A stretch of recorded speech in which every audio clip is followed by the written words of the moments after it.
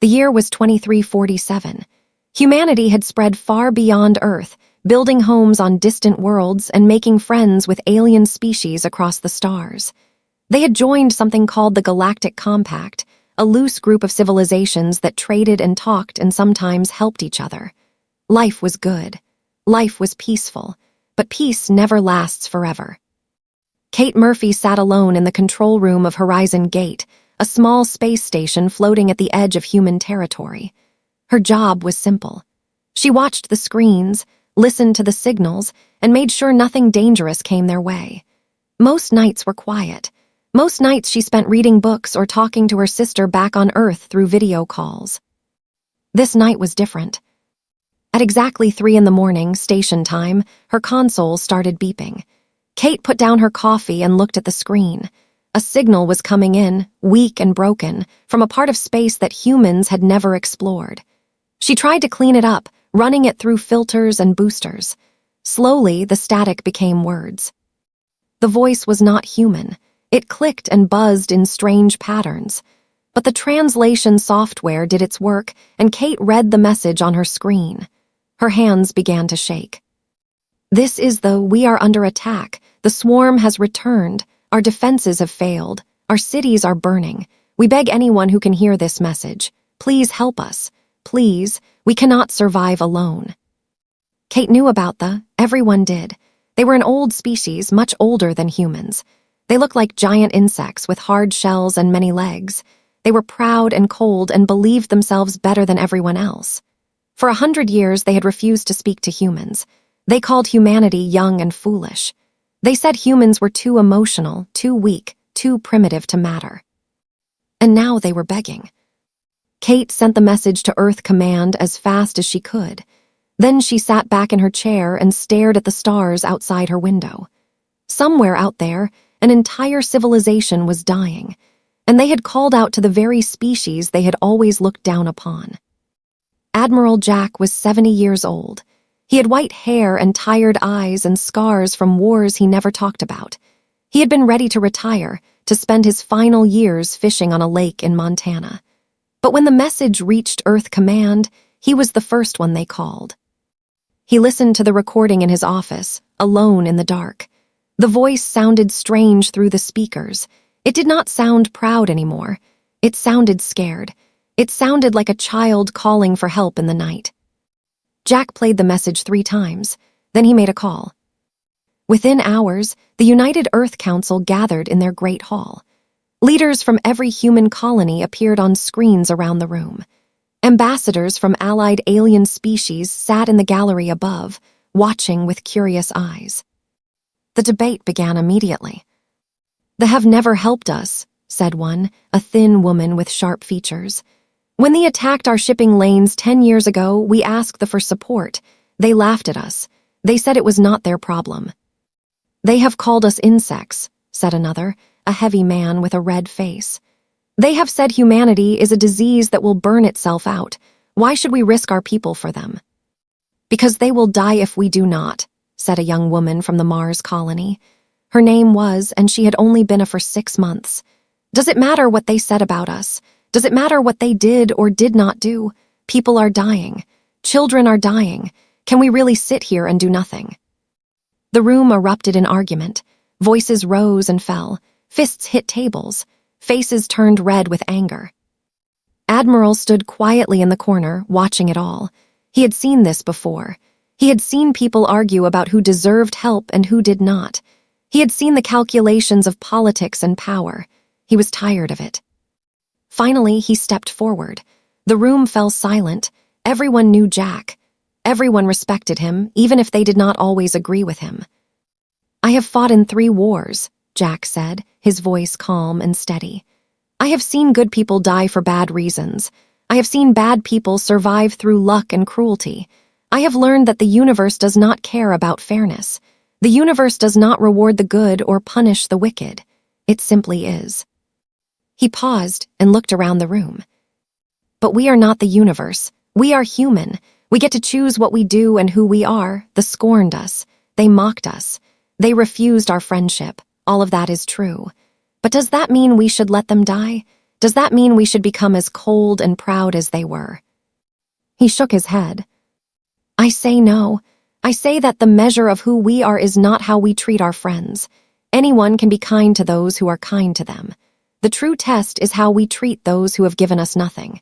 The true test is whether we can look at someone who hurt us and still choose to help them. Stood up. I agree with the Admiral, we should send help. One by one, others rose to their feet. The thin woman with sharp features stayed seated for a long moment. Then she sighed and stood as well. I think this is foolish, she said, but I will not be the one who let an entire species die because of old grudges. The vote was taken. It was unanimous. Admiral walked out of the council hall into the cool night air.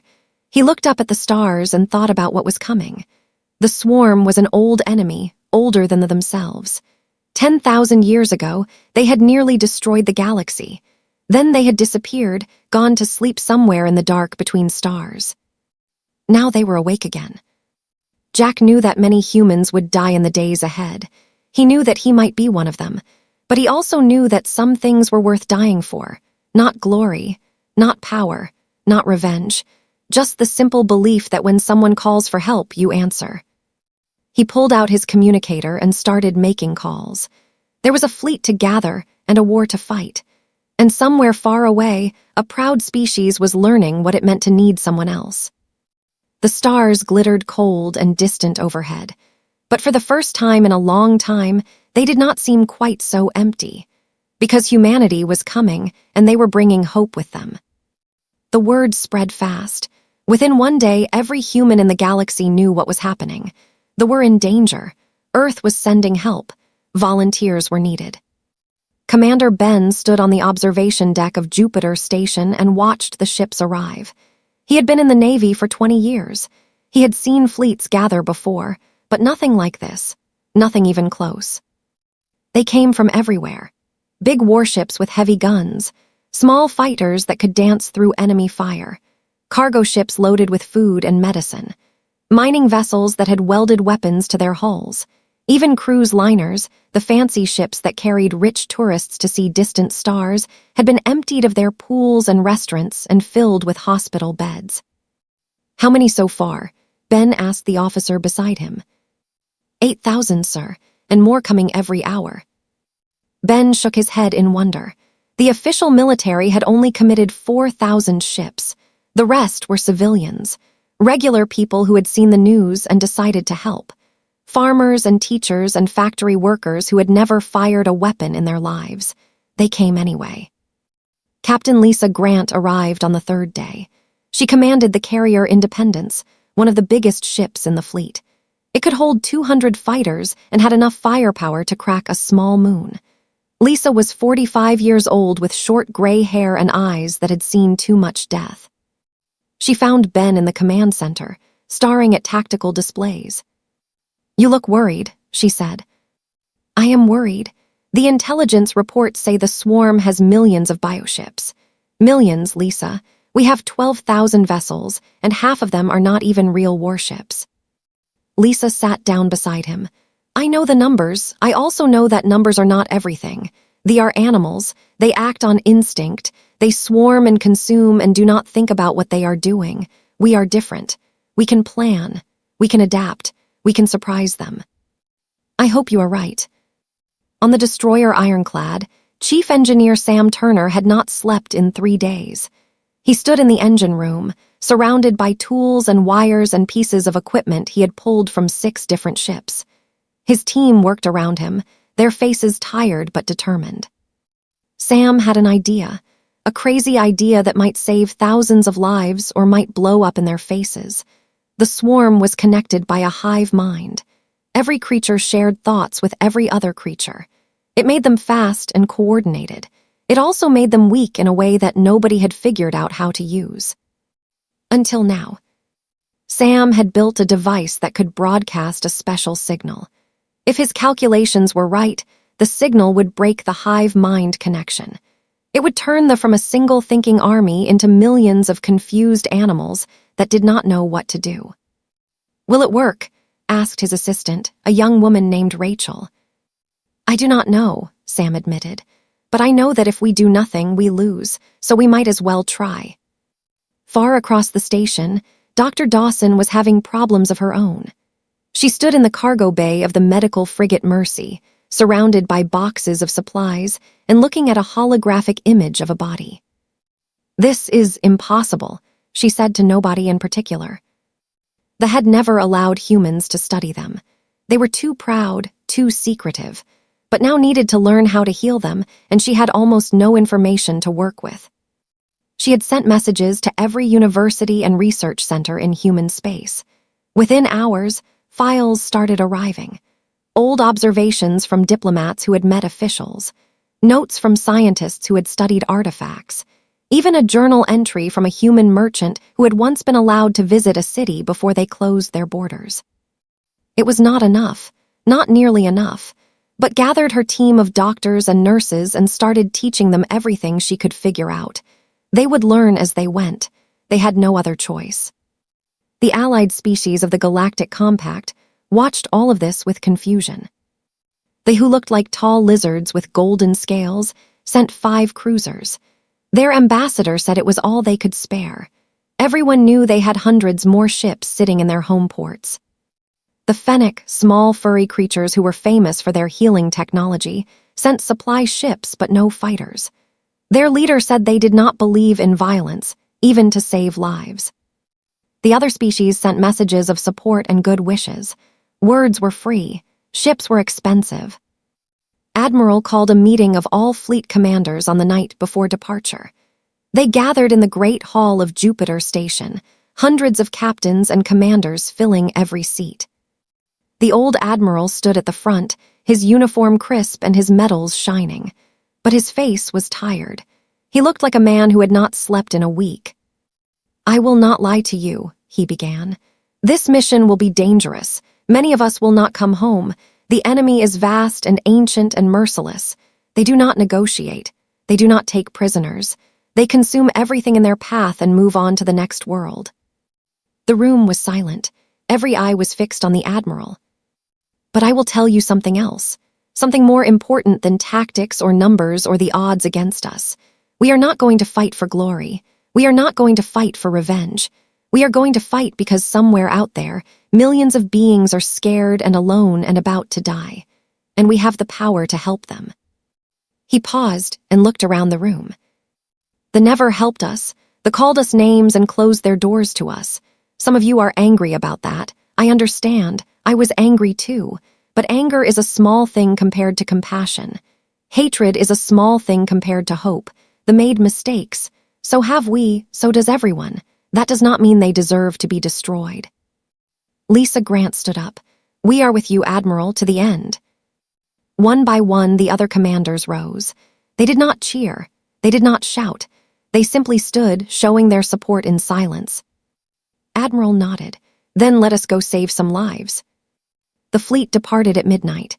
12,000 ships, large and small, military and civilian, jumped into hyperspace together. The flash of their engines lit up the sky around Jupiter like a second sun. Across human space, people watched the news and prayed for their loved ones. Families hugged each other and wondered if they would ever see their fathers and mothers and children again. And far away, on a burning world, they looked up at their smoke-filled sky and waited. They did not know if help was coming. They did not know if anyone had heard their message. They only knew that they were dying, and that for the first time in their long history, they could not save themselves. The universe was vast and cold and did not care about their suffering. But somewhere in the darkness between stars, a fleet of small, warm beings was racing toward them. And those beings cared very much indeed. The fleet came out of hyperspace and found a nightmare waiting for them. Prime, the of the, was dying. Huge fires burned across its surface, visible even from orbit. Black smoke rose into the atmosphere, turning the sky dark, and around the planet, like parasites feeding on a sick animal, hung the swarm. Commander Ben stood on the bridge of the command ship Valiant and felt his stomach turn cold. He had seen pictures of bioships in history books. He had watched old recordings from the war 10,000 years ago. Nothing had prepared him for this. The bioships were alive. Not just living, but aware. They looked like massive creatures from ancient Earth oceans, whales and squids and things that had no name, but grown to impossible sizes. The biggest ones were the size of small moons. Their bodies pulsed with strange lights, and when they moved, they left trails of organic matter floating behind them. And there were millions of them. "All ships hold position," Admiral ordered. His voice was calm, but Ben could see his hands gripping the armrests of his chair. "Fighter squadrons, prepare for launch. Do not engage until my command." Captain Cole of the destroyer Defiant did not wait for commands. He saw a cluster of smaller fighters heading toward the fleet, and he knew that if they reached the civilian ships, thousands would die. He pushed his engines to full power and dove straight at the enemy. "Defiant, return to formation," the Admiral ordered. "Sorry, sir," replied. "No time." The Defiant hit the cluster like a hammer. Its pulse cannons fired again and again, each shot burning through alien flesh. The bioships screamed. It was a terrible sound, broadcast on every radio frequency, a cry of pain and confusion that made human ears hurt. Kept firing. His crew kept working. They killed dozens of fighters before the swarm started to surround them. "All weapons, concentrate fire," ordered. "Keep them off the civilian ships." A fighter latched onto the Defiant's hull. Its tentacles punched through the metal like knives through paper. Atmosphere rushed out into space. Crew members were sucked into the void. Did not stop. He could not stop. Every second his ship survived was another second for the civilian ships to raise their shields. The Defiant lasted 4 minutes. Then a bioship twice its size rammed it from below, breaking the destroyer in half. Cole died with his hands still on the controls, still firing his weapons, still fighting until the very end. But those 4 minutes were enough. The civilian ships were ready now. Their shields glowed blue against the darkness. They would survive a little longer. Commander Price led a squadron of bombers toward the largest bioship in orbit. It was called a behemoth, a creature so big it had its own gravity. Its body was covered with smaller creatures that acted like defensive guns, shooting acid and spines at anything that came close. "Stay tight, stay fast," told her pilots.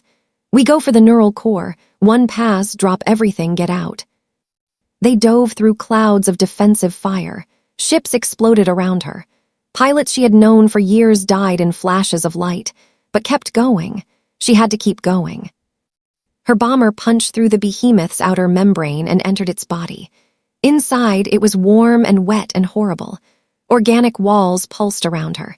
Strange fluids dripped from above, and at the center, glowing like a sick sun, was the neural core. "Bombs away," said. She launched everything she had and pulled up hard, racing for the exit. Behind her, the bombs exploded. The neural core shattered. The behemoth let out a scream that could be heard across the entire battlefield. Then it died. It simply stopped moving, its lights going dark, its body beginning to drift. Made it out with 3 of her 12 pilots, 3 out of 12. She did not have time to cry for the dead. There were more behemoths waiting. On the surface of Prime, things were even worse. Sergeant Cooper rode down through fire and smoke. His squad sat around him, their faces pale, their weapons ready. None of them had ever fought before. None of them really knew what to expect. They landed in what used to be a city. Beautiful crystal towers had once reached toward the sky here. Now they were broken stumps, shattered by bombardment. The streets were filled with rubble and bodies. "Move out," ordered. "Find survivors." They moved through the ruins carefully, checking every building, every tunnel, every hole. The survivors had fled underground, hiding in bunkers and basements. When found the first group, they raised their weapons at him. They were strange to look at. They had hard shells like beetles and too many legs and eyes that did not blink. They clicked and buzzed when they talked, and even with translation software, their words sounded harsh and alien. "Stop," said their leader, a warrior named Ka. "You are human, why are you here?" Removed his helmet so they could see his face. He was young, barely 30, with brown hair and green eyes and a scar on his chin from a training accident. "We came to help," he said simply. Ka stared at him. The other made sounds that might have been confusion or fear or both.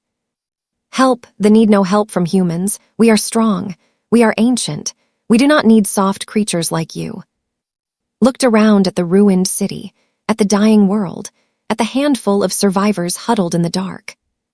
Maybe not, he said, but we are here anyway, and we are not leaving until everyone who can be saved is saved. Ka was silent for a long moment. Then he lowered his weapon. Why? He asked. We have never helped you. We have mocked your species. We have called you weak and primitive. Why would you die for us?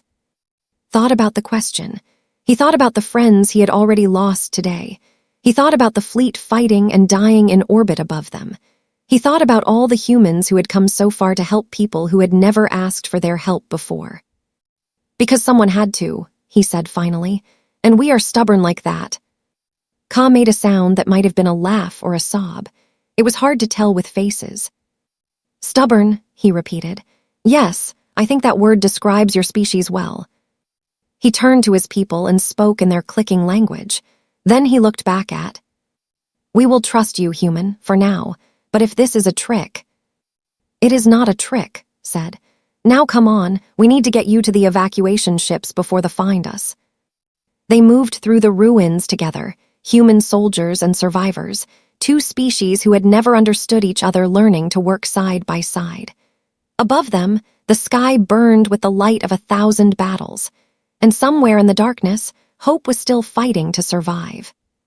The battle lasted 9 days, 9 days of fire and blood and death, 9 days of heroes and sacrifices and moments that would be remembered forever.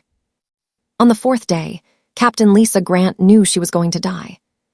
The carrier Independence had been protecting a convoy of evacuation ships. Thousands of refugees were packed into those ships, mostly children and elderly who could not fight. They had seen them as easy prey and sent a massive attack group to destroy them. Lisa had put her carrier between and the convoy. For 3 hours, her fighters had held the line. But now the fighters were gone, shot down one by one, and the Independence itself was burning. Hull breach on decks 7 through 12, her first officer reported. Engines at 30%, shields failing. Lisa looked at the tactical display. The evacuation convoy was almost clear. Another 10 minutes and they would reach the safety of the main fleet. But the Independence did not have 10 minutes left. She made a decision. All hands abandon ship, she ordered. Get to the escape pods now. That is an order. Captain, what about you? Lisa did not answer. She was already walking toward the manual controls at the back of the bridge. The Independence could still move. It could still do one more thing. The crew ran for the escape pods. Lisa stayed at the controls, alone on a dying ship. Through the windows, she could see the largest command organism approaching. It was the size of a city, covered with weapons and teeth and hunger. Come on, you ugly thing, Lisa whispered. Come get me. She pushed the engines to maximum. The Independence screamed forward, its broken hull trailing fire and smoke. The command organism tried to turn away, but it was too big, too slow. The Independence hit it at full speed. The explosion lit up the entire battlefield. Both ships were destroyed instantly. The blast wave pushed back the nearby forces, giving the convoy the time it needed to escape. Lisa Grant died alone, far from Earth, far from everyone she loved. But she died knowing that her sacrifice had saved thousands of lives, and in that moment, that was enough. On the 5th day, Chief Engineer Sam Turner finally got his device to work. The ironclad had been modified into a floating broadcast station. Giant antennas stuck out from its hull like the spines of some strange sea creature. Inside, Sam sat at a control panel, watching numbers scroll across screens. Ready to test, he told Commander Ben over the radio. Understood. All ships prepare for possible disruption. Sam pressed a button. The device sent out a pulse of energy, invisible but powerful. It spread across the battlefield at the speed of light. The effect was immediate and dramatic. Ships that had been moving in perfect coordination suddenly stopped. Some of them froze completely. Others started spinning in circles. A few attacked their own allies, tearing into other bioships with mindless rage. "It works," Sam whispered, not quite believing it. "It actually works." The hive-mind connection was broken. There were no longer one thinking army. They were millions of confused animals, each one acting alone, each one forgetting what it was supposed to do. Human ships pressed their advantage. Destroyers equipped with the new broadcast devices became the most important targets on the battlefield. They seemed to understand, on some instinctive level, that these ships were dangerous. They threw everything they had at them. Sam's ship, the Ironclad, was hit 16 times during the next 2 days. 16 times the crew patched the holes and kept the device running. 16 times they refused to give up. On the surface, Dr. Dawson was performing miracles. The medical frigate Mercy had become a floating hospital. Every bed was full. Every corridor was lined with wounded. Humans and lay side by side, their blood mixing on the floors. Had been awake for 36 hours when they brought in the child. She was a youngling, barely 3 years old in human terms. Her parents had been killed in the initial attack. A piece of metal was lodged in her chest, close to whatever organ served as her heart. "I do not know enough about anatomy," told her assistant. "If I make one wrong cut, she dies." "She will die anyway if you do nothing." Looked at the small creature on the table. Its eyes were open, watching her. It did not understand what was happening, but it seemed to trust her anyway. "Okay," said, "let us do this." She operated for 4 hours. When she did not know what to do, she guessed. When she made mistakes, she fixed them. When her hands started shaking from exhaustion, she steadied them and kept going. The child survived. When finally collapsed from exhaustion, 2 medics picked her up gently. They carried her to a bed in a quiet corner of the ship. Then they stood guard beside her, refusing to let anyone disturb her rest. "This human saved one of our young," one of them said. "We will protect her as she protected our child." On the 8th day, Sergeant Cooper led a mission that should have been impossible. Intelligence had found a nesting ground, a massive cavern deep beneath the surface where the enemy was growing thousands of new soldiers. If those eggs hatched, the war would be lost. Volunteered to lead the strike team. He chose 10 humans and 5 warriors, including Ka and a young fighter named. They moved through underground tunnels for 6 hours, avoiding patrols and traps. When they finally reached the nesting ground, felt his blood run cold. The cavern was enormous. Thousands of eggs lined the walls, each one pulsing with life. In the center, a queen creature sat, pumping out more eggs every minute. "We need to destroy the queen," Ka said. "Without her, the eggs will not hatch." "Then we destroy the queen," agreed. They attacked. The battle was brutal and fast and bloody. Guardians came at them from every direction. Saw 3 of his soldiers die in the first minute. He kept fighting. He had to keep fighting. Was beside him when the plasma burst came. The young saw it before did. He threw himself in front of the human, taking the shot in his chest. Caught him as he fell. "Why?" asked, holding the dying warrior. "Why did you do that?" Made a sound that might have been a laugh. "Because someone had to," he said, "and I am stubborn like that." Then he died. Laid the body down gently. Then he picked up his weapon and charged at the queen, screaming with rage and grief and determination. He did not stop until she was dead. On the 9th day, Admiral made his final sacrifice. 3 behemoths had broken through the defensive lines. They were heading for the evacuation corridor, where millions of refugees were waiting for transport to safety. If they reached that corridor, everyone would die. The Admiral ordered his damaged flagship, the Valiant, to intercept. "All hands abandon ship," he announced. "This is not a request. Get to the escape pods now." His crew protested. His officers begged him to find another way. But there was no other way. The Valiant was too damaged to fight, but it could still move. It could still do one last thing. Piloted the ship himself, alone on the bridge. He aimed for the central behemoth, the biggest one, the leader. His last transmission was calm and steady. Tell my family I love them. Tell the fleet to finish the job. Make sure all of this meant something. Then he was gone, his ship and the behemoth destroyed together in a flash of light. The remaining two behemoths, confused and leaderless, retreated. The evacuation corridor was saved. Millions of lives were preserved because one old man had chosen to give everything he had. The battle raged on, but the tide had turned. Humanity was winning. On the 10th day, the last bioship died.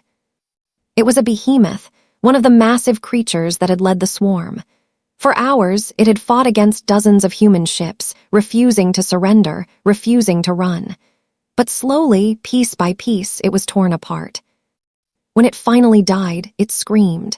The sound echoed across every radio frequency, a cry of pain and confusion and something that might have been sadness. The creature did not understand what had happened.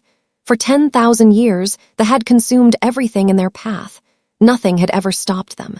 Nothing had ever fought back and won. Until now. Commander Ben stood on the bridge of his ship and watched the behemoth drift away into the darkness of space. He did not feel joy. He did not feel triumph. He only felt tired. Around him, the battlefield was quiet at last. Wreckage floated everywhere, pieces of human ships and pieces of bioships mixed together. Rescue teams were already moving through the debris, looking for survivors in damaged escape pods and broken hulls. Of the 12,000 ships that had answered the call, fewer than 4,000 were still working. Over 200,000 humans had died. The number was so large that Ben could not really understand it. He tried to picture 200,000 faces, 200,000 names, 200,000 families who would never see their loved ones again. He could not do it. The number was too big. But then he thought about the millions of them had survived because of what humanity had done. Children who would grow up, families who would stay together, a civilization that would continue to exist. Maybe that made it worth it. Maybe that made all the sacrifice mean something. On the surface of Prime, the sun was rising.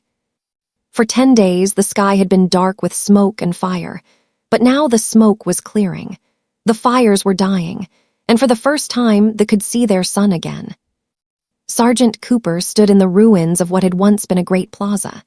Crystal towers lay shattered around him. The ground was covered with ash and debris.